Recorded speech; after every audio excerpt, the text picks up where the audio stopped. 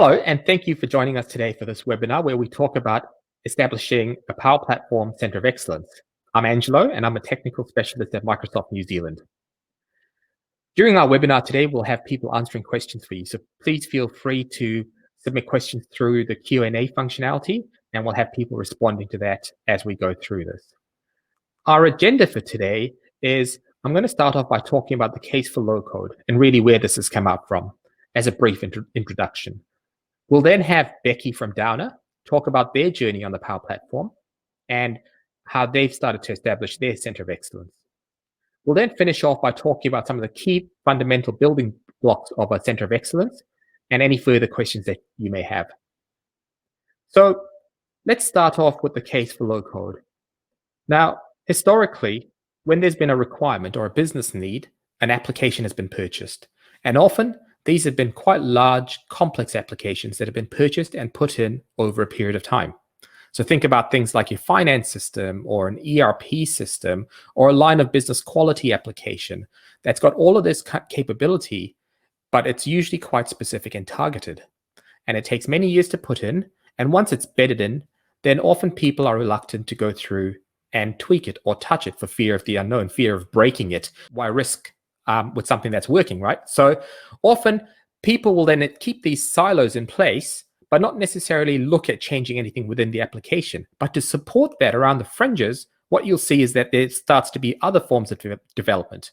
It might be Excel, it might be Access, it might be SharePoint, but people will try to solve these problems using other applications that they can and really start to develop around the fringe of that application. And over time, these can start to develop and grow their own wings and start to flourish, right? So you think about like Excel applications or Access databases that have legs of their own, and people start to trust those quite extensively. And that's really what we're talking about here is how do we enable that kind of creativity from end users to be able to go and develop their own apps within guidelines and structured manners.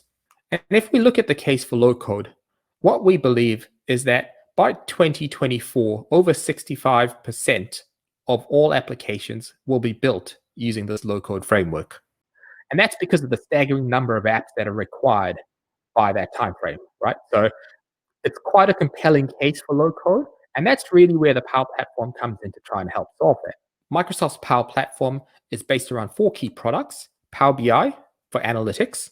We've got Power Apps, which allows you to build anything from simple productivity-based apps all the way through to complex mission-critical applications, leveraging both Canvas and model-driven applications. We've got Power Automate with Flow and RPA capability in there, and the ability to have complex workflows and connect through between different systems for approvals. And we finish off with our bot framework capability. And this is the ability to build our bots that can connect into backend systems using a low-code development framework. So each of these applications are independently really strong applications, but then you bring them together and really you start to be able to solve super complex business problems out there. But what makes all of this special is really the secret sauce at the bottom. We talk about data connectors, the ability to connect out to over 350 pre-built connectors or systems like SAP or Salesforce, or the ability to develop your own custom connector, whether it's to an on-prem system or another cloud application. We have portals, which allow external users to come in and interact with your data in a structured, secure manner. We have AI Builder, which leverages AI capability as an end user to be able to infuse back into your app development. The ability to have text or object recognition for things like invoice scanning is all completely feasible within this low-code application. And we round that out with the Common Data Service, our high availability, highly resilient database framework with pre-built entities that leverages the common data model.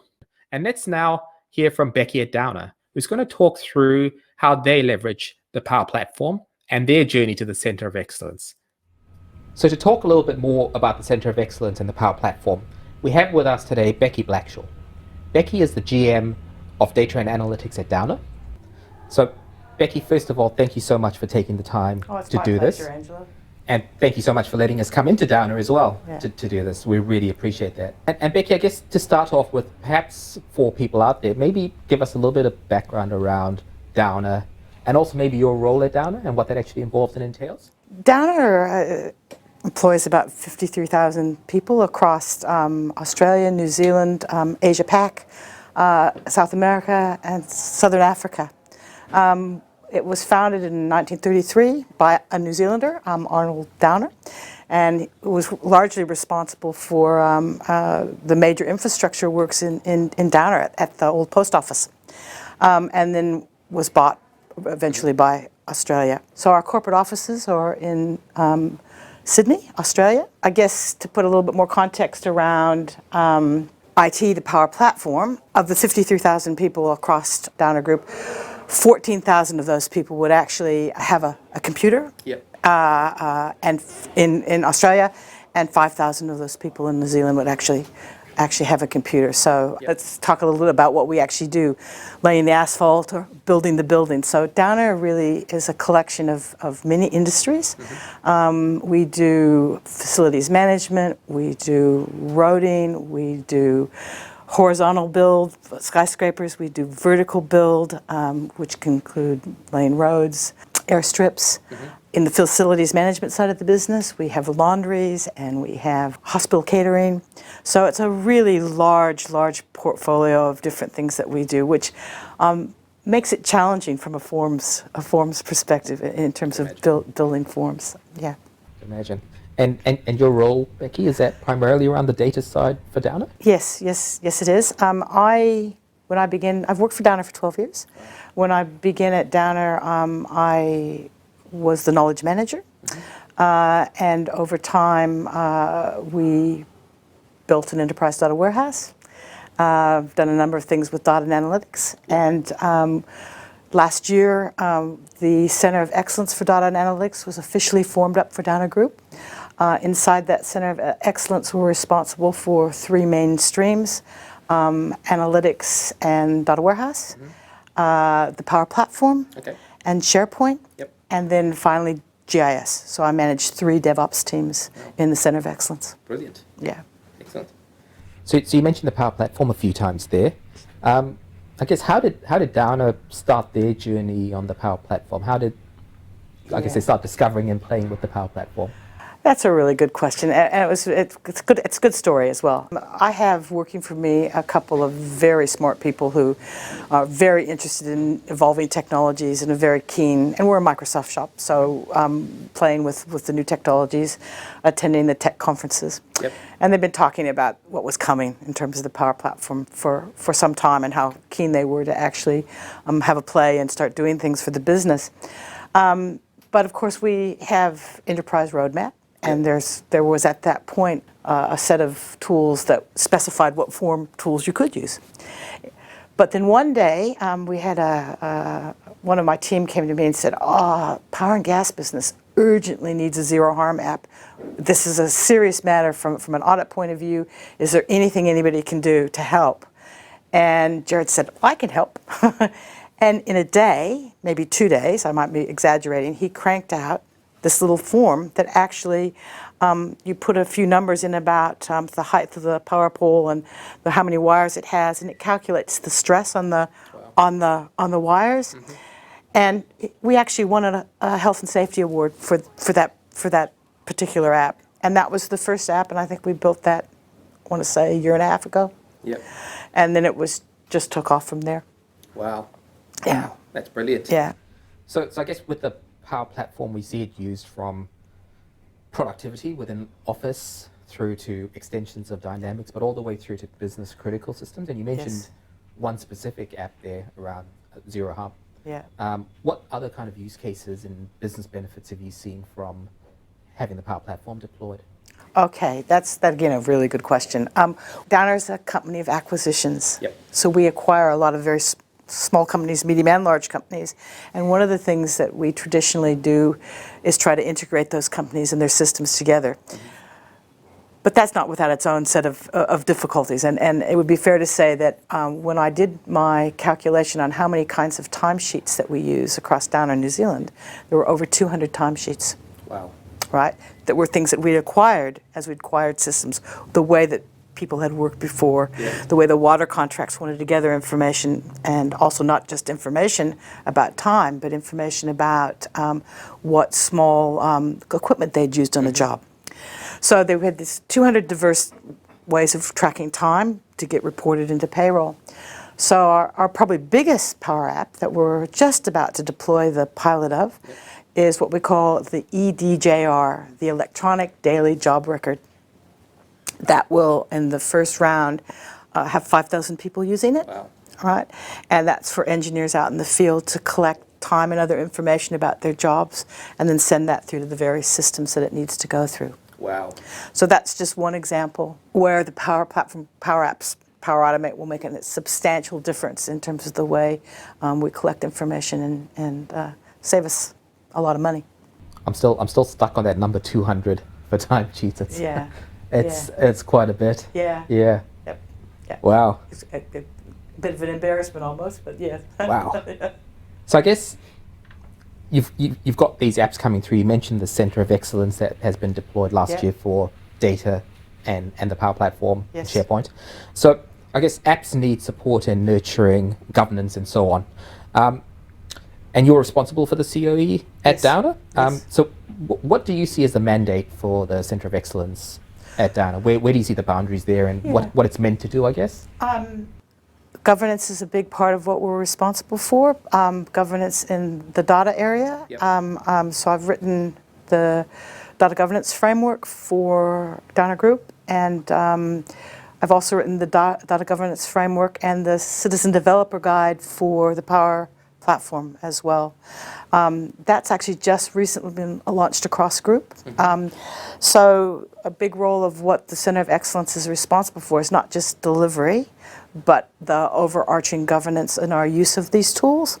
I think it would be really fair to say that our use of Azure and cloud-based technologies, we didn't really plan that as well as we might have. It grew organically, and so a lot of my work in the Center of Excellence, particularly in the Power App space, has been the implementation of the Center of Excellence toolkit and actually bringing some of those governance standards into how we manage the environments.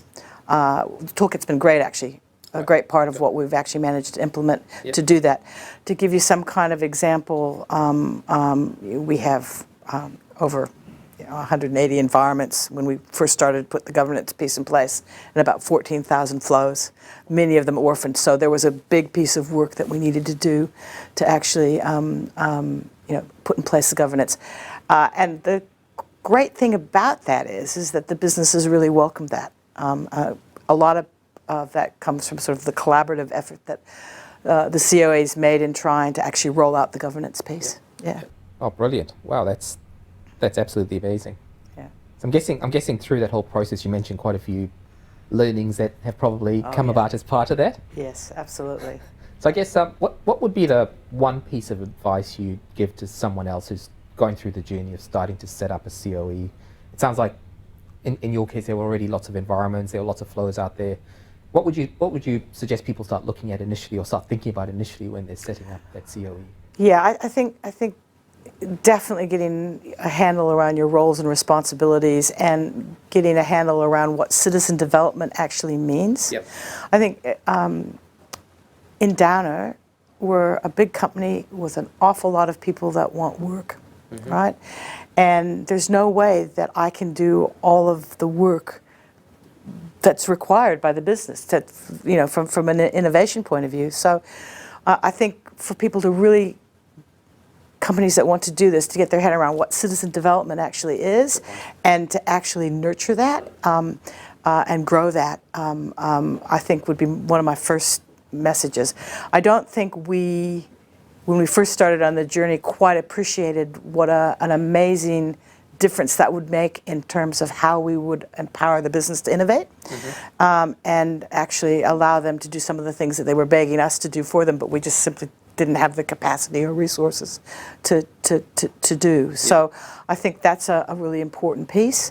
I don't think you can undervalue either the as much comms as you can possibly get out there, right? And in terms of this is what we're doing it, this is why we're doing it, this is what it means for you, all of those things.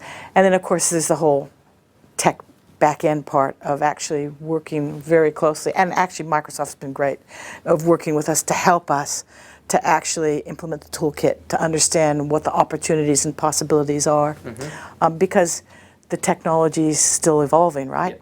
And so to be brought along on the journey with you guys on that has been really good for my technical people.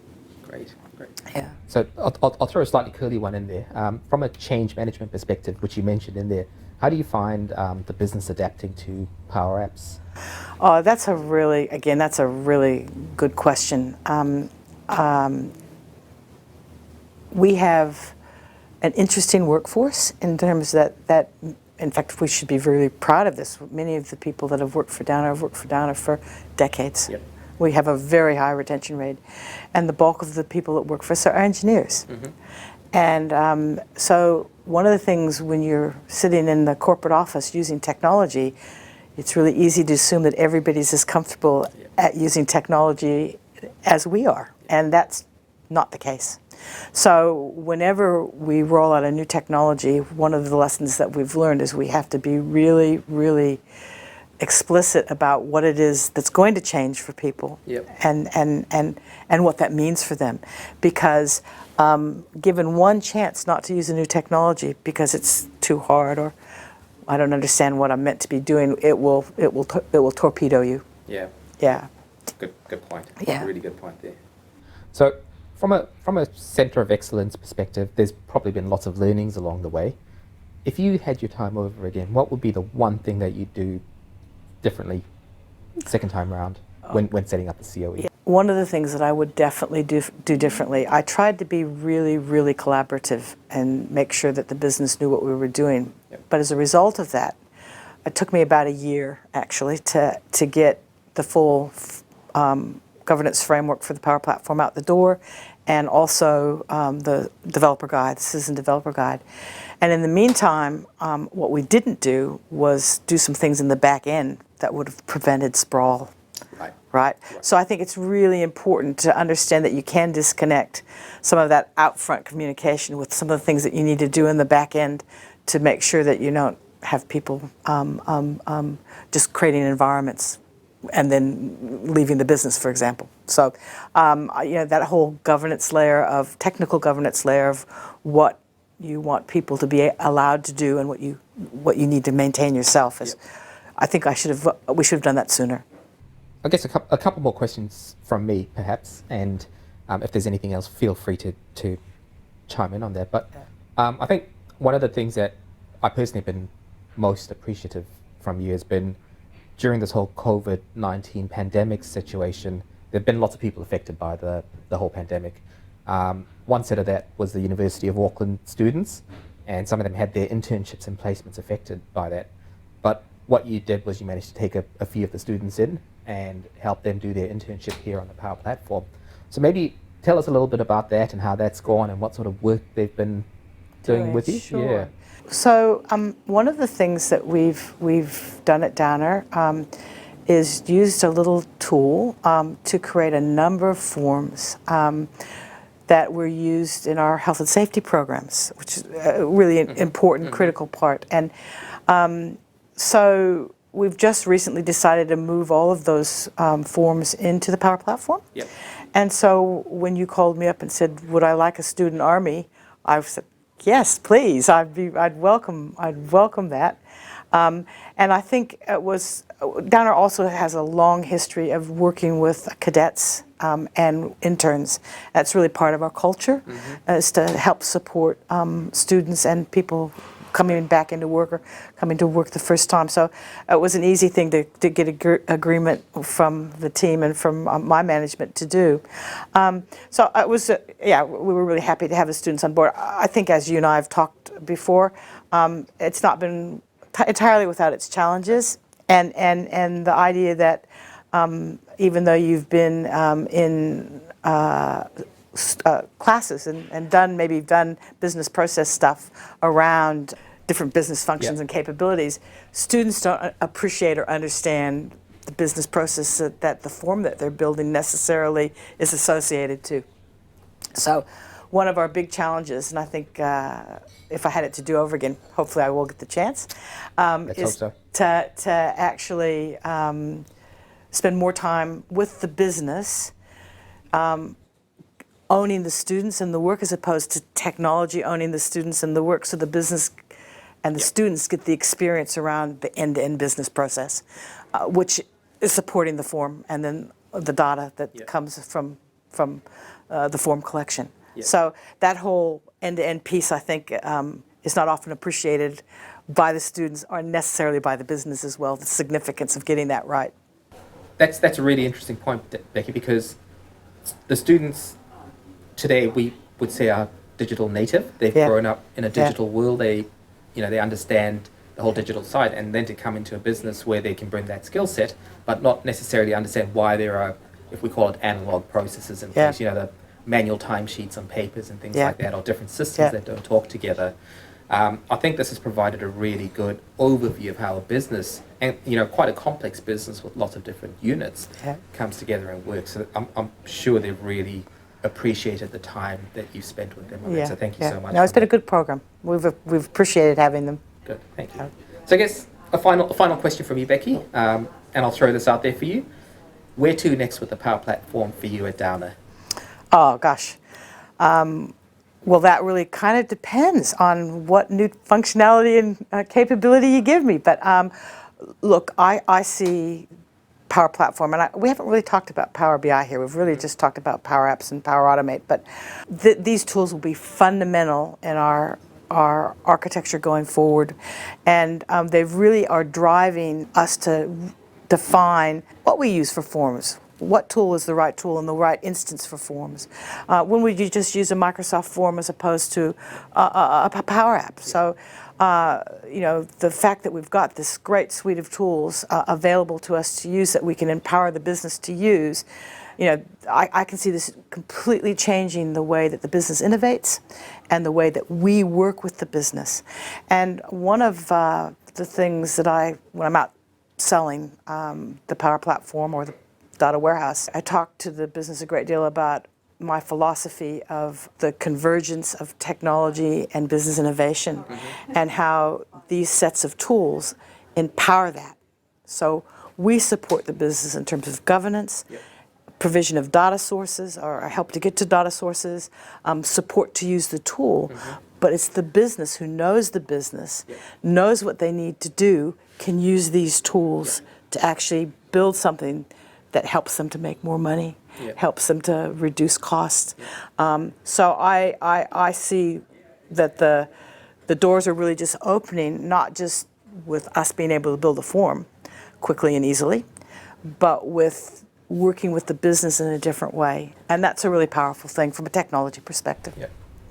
I guess you've summarized the essence of the Center of Excellence really well there, in terms of setting up the governance and framework in the background, enabling the business to be able to solve problems up front, and really being an enabler rather than a blocker from a technology perspective to allow the business to go away and create and innovate. Absolutely. And as you know, we're tarred with that, right? We're tarred with the fact that we say no all the time. You can't do this. You can't do that. And so this is one of those great things where you say, well, actually, yes, you can do this, and yes, you can do that. And in fact, I'm going to help you to do that. And so it's a great thing. Brilliant. Becky, thank you so much for your time today. You're very welcome. Really appreciate the time you've taken out for this, and looking forward to where you take the Power Platform at Downer. Thank you, Angelo. So that was a really interesting set of insights there from Becky at Downer around how they use the Power Platform and their journey to the Center of Excellence. And some of the really complex problems that they're solving there. I mean, 200 timesheet systems is just mind-boggling when you start to think about that. And really, what you're starting to see here is how the Center of Excellence starts to support this low-code app development framework. And that's the key of the Center of Excellence. The Center of Excellence really is a coordinating function that ensures that development of applications is done in a consistent manner, no matter how or who does that. But really, it's more than just a coordinating function. It's also supporting the whole change within an organization. So if you break it down, Center of Excellence really drives three key areas. It drives innovation and improvement. It becomes a yes department within an organization. How can we help you to do that? It starts to break down silos as apps are developed, not just across systems, but across departments or potentially even across companies, with external users now able to come in through portals, for example. And the final piece is really around enabling that success and knowledge to grow, sharing in success, encouraging users along the path. So the Center of Excellence really is an enabling function within an organization. And if you look at establishing a Power Platform Center of Excellence, we really look at this in three buckets. We talk about strategy and vision, we talk about admin and governance, and we finally talk about nurture and support as functions that the Center of Excellence supports. And if we look at each of these in a little bit more detail, when we talk about an administration, or when we talk about strategy and vision, we're talking about the ownership of the platform. Who's responsible for that platform to drive change through the organization, but also educating the organization, right? Making sure that people are aware of this framework that's available to them. And probably most important of all, from my perspective anyway, is ensuring that the Power Platform aligns to an organization's digital strategy. So really making sure that it's closely aligned with where that organization sees themselves being transformed. If we look at the next component around admin and governance, we're now getting into a little bit more of the operational layer, but it's really around managing users and their access into the system, environment strategy, which environments are used for which purpose, ensuring that the application lifecycle management is in place for critical apps to be able to have code move freely between applications and back down as required. We talk about security, the ability to secure apps using data loss prevention and making sure that people don't have access to data or inadvertently share data that they shouldn't. And finally, we finish off by talking about monitoring and alert, leveraging the framework to be able to go through and monitor who's doing what within applications, which apps are performing well, which departments are starting to use apps more, and so on. And really, the final element is nurture and support. And this is really ensuring that the platform can grow to support the organization by identifying champions within your organization. Who's really out there promoting and building applications, trying to solve those problems at the front. There's a large element of evangelism within this platform, really promoting your success stories, making sure that they're well known and well promoted throughout the organization, but also the training element, ensuring new makers and new users of the system are well trained and can actually use this application going forward. But it's more than that. It's also making sure that as people discover things, they're welcomed along the journey. Emails that can go out to encourage people to go and start looking at new material or new training courses or new videos that might be released. And to support all of this Center of Excellence, there's a Center of Excellence starter kit developed by customers initially and got a lot of Microsoft framework backing around it. And when you look at the Center of Excellence starter kit, it's really a set of assets, things like apps, flows, analytical reports, and connectors that provide insight around who's doing what within an organization, but also helping to develop your strategy with the Power Platform. So the call to action here is really, when you start thinking about the Power Platform and Center of Excellence, look at empowering people close to the problem to be able to solve their own problems. Start by looking at the whole organization rather than just a single application. Invest in your customer success stories early on and promote those within your organization. It's never too early to start looking at the Center of Excellence and start looking at that Center of Excellence toolkit and establish the guide rails and strategy to go along with it, but also be prepared to evolve and learn along the way. So with that, I'd like to thank you for your time today. If you have got any final questions, please feel free to type those into the Q&A chat. But otherwise, thank you and have a great day.